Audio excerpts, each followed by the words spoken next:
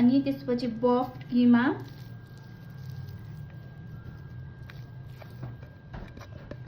मैले चाहिँ बफ किमामा इस्कुस पनि मिसाउँदैछु।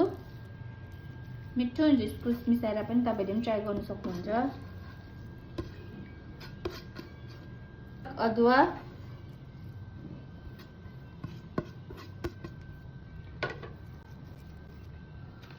त्यसपछि अलिकति हुचिङ टेस्टको लागि,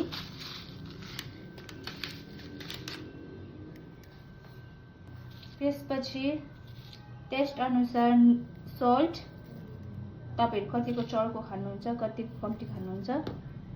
त्यसपछि यसलाई अलिक मोलौं, मिक्स गरौँ।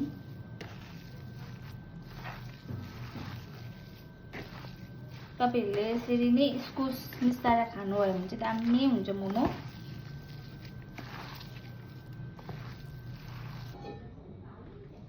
यो अलि मिक्स गरिसके त्यसपछि ओइल, मलाई अलिक तताइसकेको छ यो ओइल।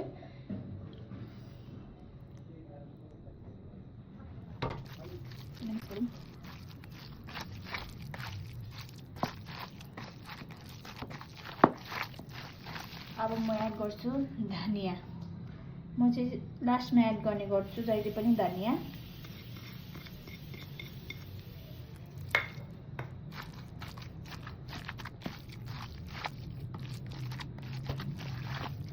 र मैले चाहिँ किमा सबै मिक्स पनि गरिसके। यसलाई यसलाई एकछिन राख्नुपर्छ। त्यहाँदेखि चाहिँ मोमो बनाएको तपाईहरुलाई देखाउँछु। मैले चाहिँ यो अघि मुसिसके चाहिँ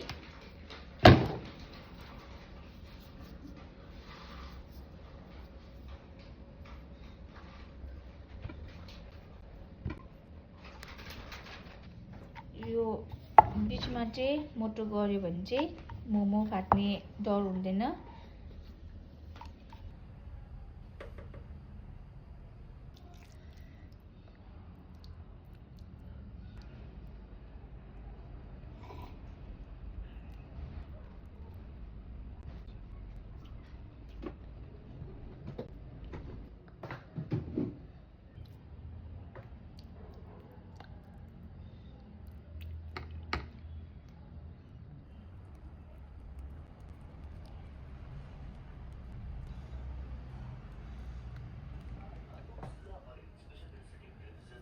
मैले चाहिँ यो एक मक्टु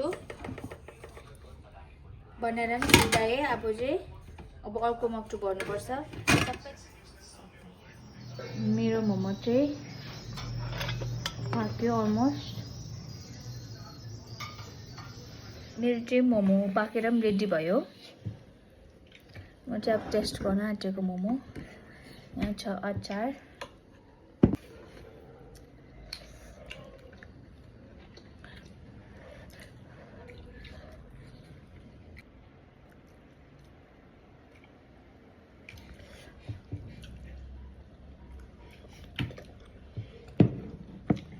जुसी छ। मोमो पनि मिठो भएछ। तपाईहरुले देखिहाल्नुभयो होला मेरो फर्स्ट टु लास्टसम्मको भिडियो। र तपाईहरुलाई इफ मन परिहाल्यो भने चाहिँ मेरो भिडियोलाई लाइक, शेयर, सब्स्क्राइब गरिदिनुहोस्। Bye bye.